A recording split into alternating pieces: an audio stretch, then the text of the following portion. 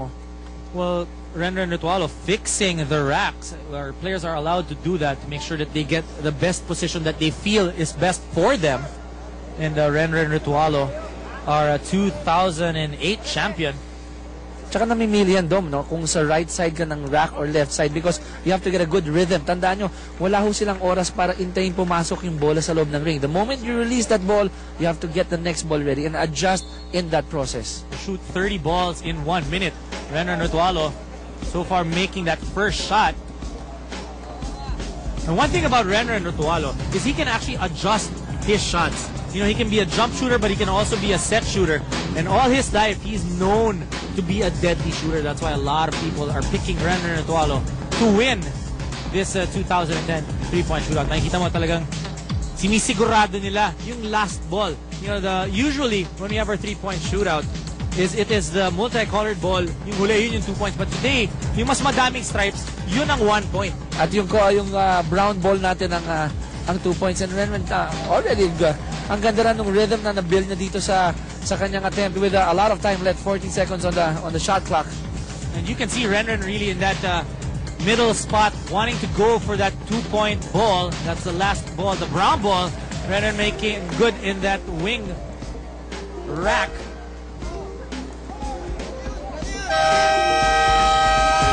A slight confusion there kung umabot, but I guess yung will verify it. The second shot of Renren in the last track mukhang umabot pa, but we have to verify with our officials if so that could will be count. a malfunction in the timer. No, so for now the official score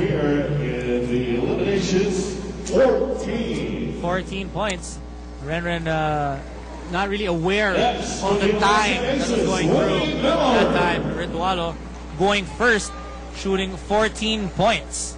At hindi biro yung 14 points, no, Dom? And yan yung sinasabi ko kanina. He wants to set the tone. He wants to make sure na may dagdag pressure with the rest of the 9 other contestants dito.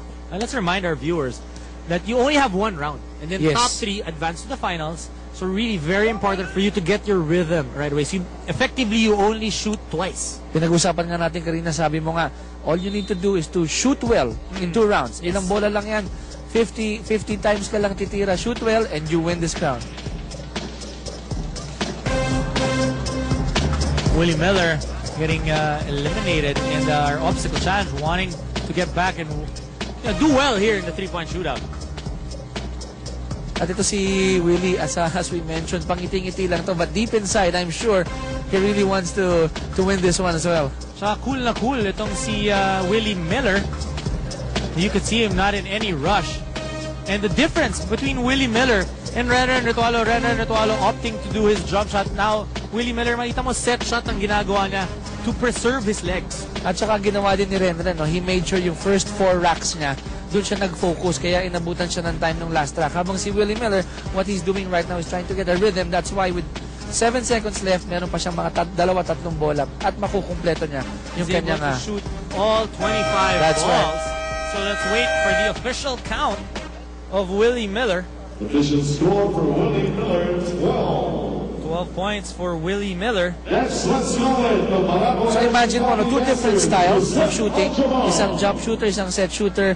As we mentioned, Ritualo took his time. Ito namang si Willie Miller made sure he finished all 25 balls pero 2 points lang ang nilalayo nung itong si Renren kay Willie Miller. Well, Yusef Al-Jamal, probably the biggest 3-point shooter here today, Sabi ko participating. nga, yung Probably forward. the only forward That's right.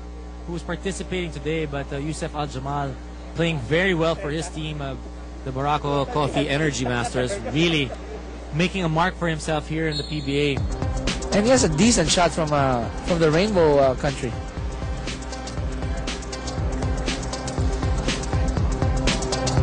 So far, 3 points in that first rack for Yusef Al-Jamal.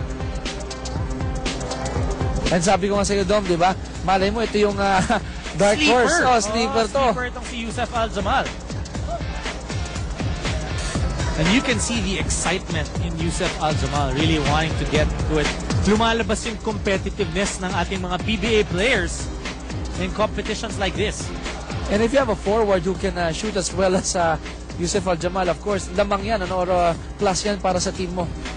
Will cost you a lot of mismatches will cause a lot of mismatches for the opposing team. Al-Jamal so far shooting very well. You know, he's making more of shots than Willie Miller and Renner Ritualo did. At alam mo, napapanganga po yung mga taong nanonood dito because a lot of them do not know that Al-Jamal has a decent shot from the outside. And I think after this round, Yusef Al-Jamal, 19 points.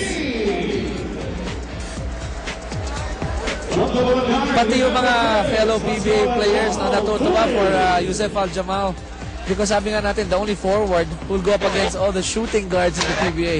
Up next, our 2004 champion from the Barangay Ginebra Gin Kings, Ronald Tubid. Well, Tubid also known as a streaky shooter, so once he gets hot, it's going to be very difficult for him to stop. And you can see, what you gotta love about Ronald Tubid is he enjoys playing, he enjoys the crowd, he enjoys the excitement and all the competition that he gets. Alam mo, he loves the energy coming from the crowd. Pag sinicheer siya, doon lumalabas minsan yung galing ni Ronald. But I'd like to comment also, jump shooter din tong si Ronald Tubid. And minsan, no, sa 3-point shootout, dehado.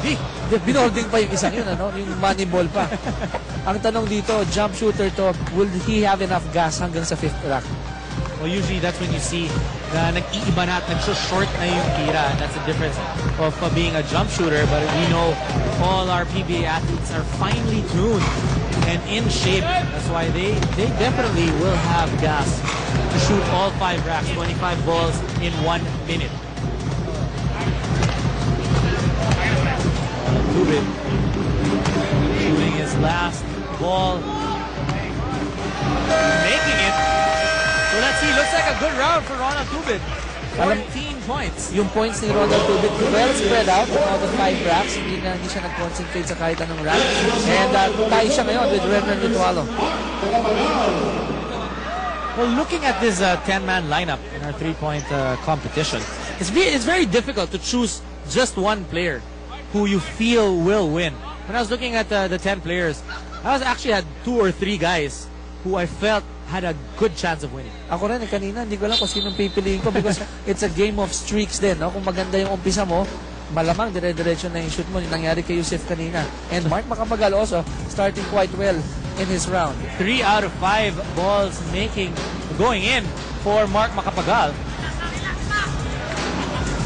Perfect so far. Missed that one. And again, another 3 out of 5 rack for Mark Macapagal. Yung aking unofficial count ay masa 9-10 points itong si Mark Macapagal. Macapagal, this is a very good round for him. Sabi nga natin, this is a 1-round eliminations and top 3 advance. So with a score higher than 14, that gives Mark Macapagal a very good chance already of making it to the finals. At alam mo, ito si Mark Macapagal, yung kanyang shot dito tsaka sa game, magkaiba ng konti because during a regular game, he really jumps higher than usual. Pero ngayon, semi-set shot itong si Mark Macapagal. Official count. Mark Macapagal with 17 points. So far, after the first 5 contestants, we have Yusef Al-Jamal with 19, Ritualo and Tubid tied with 14, Mark Macapagal with 17, and Willie Miller with 12. So ngayon, ang parang nagiging hurdle, if you have to go beyond 14 to make sure that you get to the next round. Because so far, ang leader nga natin, medyo mataas-taas at malayo-layo with 19 points. Well, one of the other known shooters, let's look at the first round. The first shooter, Ritualo with 14, Miller with 12, Al-Jamal with 19, Tubid with 14, and Mark Macapagal of the Tigers with 17. Ngayon, gusto ko malaman, ano kaya epekto dun sa next batch of shooters knowing that you have a score to beat at 14 para lang makapasok to the next round? Well, yun nga yung sinasabi natin, the advantage of going first. You set your own bar. But now that if you're shooting like, let's say, like a Jeff Chan, now he knows he needs to go at least 14 or 15 to be able to get a better chance of making it to the top 3. Pero itong mamang to, feeling ko, Dom, sa tinitira niya ngayon, walang mark. Basta ako, ibabato ko in so far, the 2 racks, Jeff Chan shooting quite well. Jeff Chan now in the middle rack with 28 more seconds to go. Jeff Chan really known for his deadly shooting from the wings.